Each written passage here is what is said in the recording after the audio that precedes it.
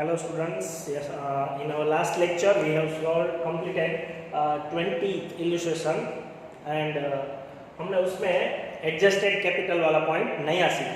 इसमें उसके आगे के सम में मतलब 21 इलस्ट्रेशन नंबर 21 जो हमारा लास्ट है, इलस्ट्रेशन लास्ट है 21, इसमें हम वही पॉइंट सीखेंगे एडजस्टेड कैपिटल, लेकिन उसमें adjusted capital through cash account दिया था, इसमें adjusted capital through current account दिया है। करंट अकाउंट बनाना नहीं है, हमें क्या करना है वो हम क्लोज करते वक्त सीख लेंगे।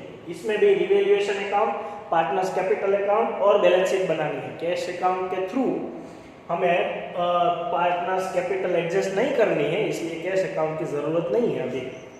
ओके, मैं रीड कर रहा हूँ पेज नंबर 4.33, आप उसमें साथ में रीड करते जाइए। STUV were partners in a firm sharing profit in the ratio of 4:3:1. STUV partners capital ratio 4:3:1 old ratio है।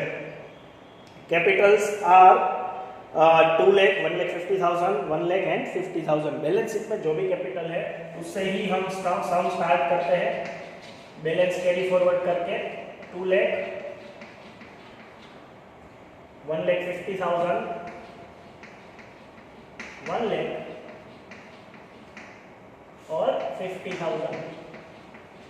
Okay, 2 lakh, 1,50,000, 1 lakh and 50,000। Okay, आगे बैलेंस शीट के नीचे पैराग्राफ है। From the above date partners decided to share the future profit in the ratio of 3:1:4। ये new ratio है, sacrifice ratio find करते वक्त काम आएगा।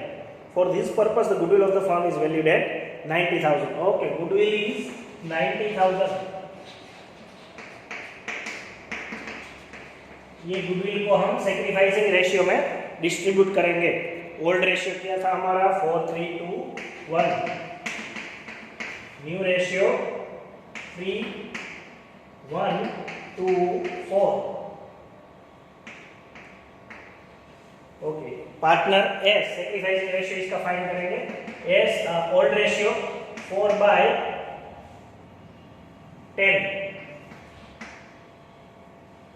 Minus new ratio 3/10 is equal to 1/10। S T old ratio 3/10 minus 1/10 is equal to 2/10। फिर STU 2/10 minus 2/10, 0/10, ये कुछ नहीं कर रहा है, सेक्रीफाइस करनी है।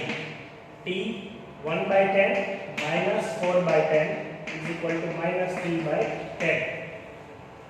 ओके, ये सेक्रीफाइसिंग और गेनिंग, S और T दोनों सेक्रीफाइस कर रहे हैं,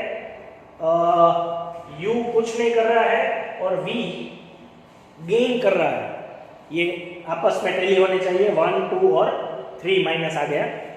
ये जो सैक्रिफाइसिंग गेनिंग रेशियो है उसके हिसाब से हम गुडविल डिस्ट्रीब्यूट करेंगे और उसकी एंट्री कैपिटल अकाउंट में करेंगे। 90,000 into 1/10, 90,000 into 2/10, 90,000 into 3/10।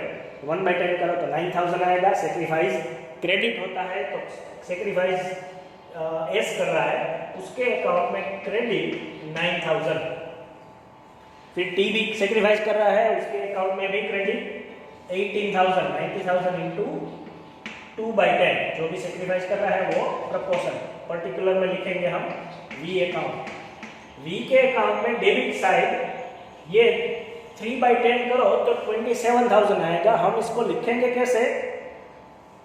T U और वी में एस और टी ऑपोजिट एंट्री करेंगे, मतलब 9,000 और 18,000 दोनों लिखेंगे। 2 एस अकाउंट, 2 टी अकाउंट, ये दोनों एंट्री होनी चाहिए। देखो सेक्रीफाइस हुआ तो एस ने और टी ने सेक्रीफाइस किया, क्रेडिट अमाउंट ही हुई। वी में भी सेक्रीफाइस है, गेन है, इसलिए डेबिट हुआ, तो डेबिट हम 9,000 और 18,000 मिला के 27,000 टोटल करेंगे। एंट्री ऐसे करेंगे, जर्नल ऐसे होती है इसलिए। ओके, गुडविल की एंट्री हो गई।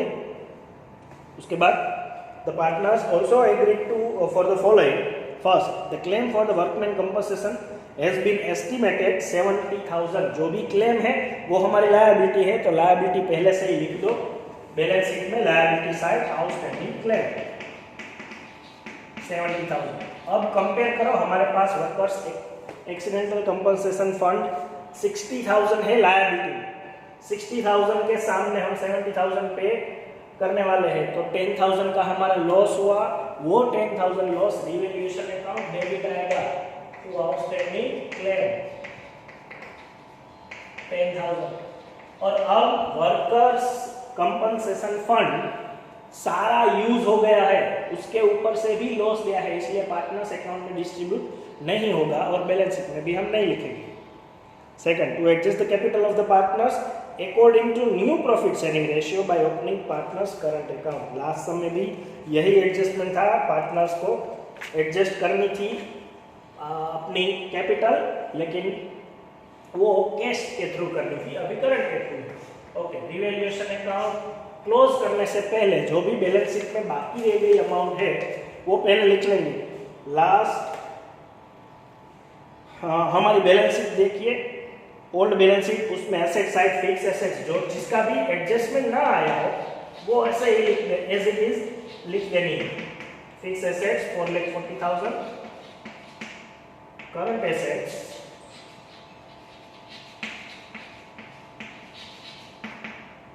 2 लाख, इस साइड सन्ड्री क्रेडिटर्स 80,000 और वर्कर्स कंपनसेशन फंड हमने यूज कर लिया है, वो हम डिस्ट्रीब्यूट नहीं करेंगे या फिर लिखेंगे भी नहीं। ओके, उसके बाद अब रिवैल्यूएशन क्लोज करते जाओ और उसको ओल्ड रेशियो में डिस्ट्रीब्यूट करो। ओल्ड रेशियो में 10,000 लॉस आएगा,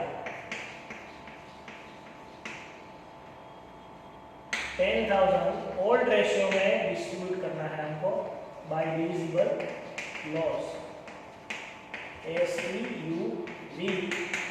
10,000 को हम 4, 3, 2, 1 में डिस्ट्रीब्यूट करें तो 4,000, 3,000, 2,000 और 1,000 आएगा। इसको हम डिस्ट्रीब्यूट करें और जो भी डिस्ट्रीब्यूशन अमाउंट आई वो कैपिटल अकाउंट में डेबिट साइड लिखें, to divisible profit loss, sorry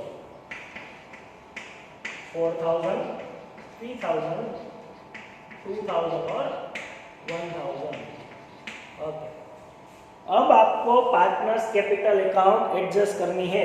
पहले हमें जो भी बैलेंस निकली है वो बैलेंस हमको वर्किंग नोट में लिखनी है, मतलब यहीं से ही पहले बैलेंस निकाल दो, बीच में से निकालनी है क्योंकि ये भी आगे कैरी फॉरवर्ड होगी और दूसरी बार हम बैलेंस निकालेंगे। 2,09,000 इसका टोटल, 1,68,000, 1,50,000।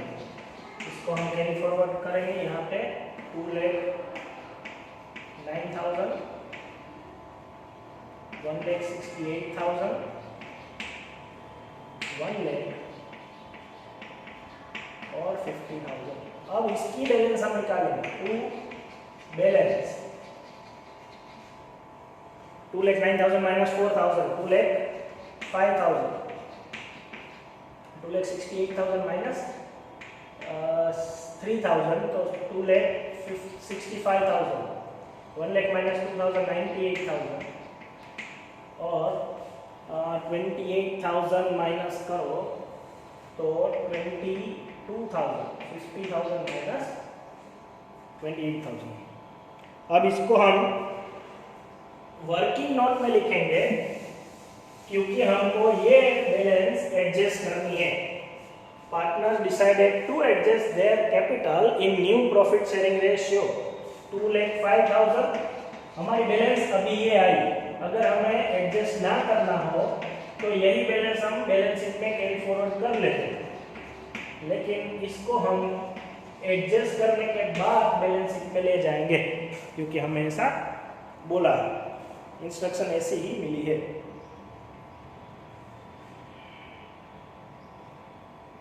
ओके, जिस ये अब जो बैलेंस है इसका टोटल आएगा 4,90,000, और इसको हम न्यू रेशियो में डिस्ट्रीब्यूट करेंगे और न्यू रेशियो हमारा है 3124।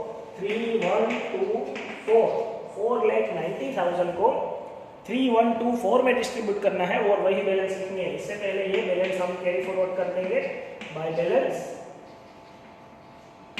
2,05,000, 1,65,000, 98,000 और 22,000। ओके, अब इसको कंपेयर करके हम नई बैलेंस निकालेंगे। 4,90,000 को 3124 में डिस्ट्रीब्यूट करो, वो हमारी नई बैलेंस है एडजस्ट की हुई। तो बैलेंस करके यहाँ पे लिखना है इसको। 4,90,000 को 3124 में डिस्ट्रीब्यूट करो तो आता है 1,47,000, 49,000, 98,000 और 1,96,000। ओके, ये हमारी एडजस्ट की हुई बैलेंस है। 1,47,000, 49,000, 98,000 और 1,96,000।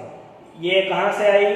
4,90,000 को 3124 में डिस्ट्रीब्यूट हमने किया, इसलिए ये बैलेंस आई। ओके, इसको हमने न्यू रेशियो में डिस्ट्रीब्यूट कर लिया। अब एक्चुअल बैलेंस ये है 4,05,000, 165,000, 98,000 और 22,000। ये जो एक्चुअल बैलेंस है इसको हम नई बैलेंस जो हमने फाइंड किया उसके साथ कंपेयर करें और बैलेंस निकालें। इसका टोटल 2,05,000 ये पाएगा 58,000। फिर यहाँ पे 165,000, 1,65,000, यहाँ पे भी 1,65,000 और माइनस 49,000 तो ये पाएगा 1,16,000। यहाँ पे 98 और 98 दोनों सेम आएगा तो गैप नहीं निकलेगा। यहाँ पे 196 डेबिट साइड टोटल ज़्यादा है तो 196 क्रेडिट साइड ले जाएंगे और उसको 22 उसमें से माइनस करो तो आएगा 174 बाय। अब इसमें क्या लिखना है हमें? बैलेंस तो ये फाइंड किए, new capital ratio, new adjustment, new profit sharing ratio में एडजस्ट की हुई कैपिटल हमारी बैलेंस है। इसी को हम बैलेंस शीट में ले जाएंगे तो जो बैलेंस आई, डिफरेंस आया, उसको हम लास्ट सम में हमें बोला था कि वो कैश अकाउंट के थ्रू एडजस्ट करना है। इस सम में बोला है कि partners have decided to adjust through current account, तो यहाँ पे सिर्फ लिखना है बाय करंट अकाउंट और यहाँ पे भी to current account. Current account draw नहीं करना है, हमको नया नहीं बनाना है, लेकिन यहाँ पे जो गैप आए उसको हम करंट अकाउंट में लिख देंगे। अब ये जो बैलेंस है, ये हमारी जो बैलेंस है हमने जो फाइंड की है वो हमारी कैपिटल है, इसलिए कैपिटल बैलेंस शीट में लायबिलिटी साइड लिख दो STU और V for 1,47,000, 49,000, 98,000 और 1,96,000। इसका टोटल ऑब्वियसली 4,90,000 ही आएगा, यही हमने डिस्ट्रीब्यूट किया था।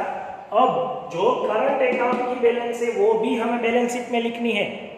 जो करंट अकाउंट में गैप आया वो भी हम बैलेंस शीट में लिखेंगे। तो लायबिलिटी साइड जो गैप आया उसको हम ऐसे जो डेबिट साइड गैप आया उसको हम लायबिलिटी साइड लिखेंगे। एस में 58,000 और टी में 1,16,000। इन दोनों का टोटल 174,000। यहाँ पे जो V का गैप आया वो क्रेडिट साइड आया, उसको हम असेट साइड लिखेंगे। Current account into bracket V 1,74,000। दोनों साइड का टोटल करेंगे। ऑब्वियसली बैलेंस शीट का टोटल 8,14,000 और 8,14,000। ओके, ये और लास्ट सम में डिफरेंस सिर्फ इतना है कि इस सम में हमें डिफरेंस जो है वो करंट अकाउंट के थ्रू एडजस्ट करने के लिए बोला था। लास्ट सम में हमें कैश अकाउंट के थ्रू एडजस्ट करने के लिए बोला था, इसलिए यहाँ पे जो गैप आया वो हम कैश अकाउंट में लिख के उसको हमने कैश अकाउंट में ट्रांसफर किया था। ये आपको समझना है खास। यहाँ तक हम सम कर ही रहे थे, यहाँ पे जो बैलेंस है वो बैलेंस शीट में लिख रहे थे, लेकिन जब एडजस्ट करने की बात आए तो यहाँ तक सम करने के बाद ये जो बैलेंस है वो कैरी फॉरवर्ड उसी अकाउंट में करनी है। फिर इसको न्यू प्रॉफिट शेयरिंग रेशियो में डिस्ट्रीब्यूट करने के लिए वर्किंग नोट में टोटल करके उसको न्यू शेयरिंग रेशियो में डिस्ट्रीब्यूट करके नई बैलेंस लिख देनी है। फिर उन दोनों को कंपेयर करना है। तो फिर एक अलग बैलेंस आई जो कि इंस्ट्रक्शन के हिसाब से उसको भी हम बैलेंस शीट में ले जाएंगे। करंट अकाउंट हो तो सीधी बैलेंस शीट में, कैश अकाउंट हो तो कैश अकाउंट। ओके, ये इसके साथ हमारा 21 सम पूरा हुआ और उसके साथ हमारा 4th चैप्टर पूरा हुआ। नेक्स्ट लेक्चर में हम 5th चैप्टर स्टार्ट कर देंगे। इसी के ऊपर है, इसमें जैसे आया था कैलकुलेशन वाइज के न्यू प्रॉफिट शेयरिंग रेशियो, फिर गुडविल की ट्रीटमेंट और फिर रीवैल्यूएशन अकाउंट, उसी हिसाब से उसमें भी आएगा। तो हम नेक्स्ट लेक्चर में 5th चैप्टर स्टार्ट कर देंगे। Thank you.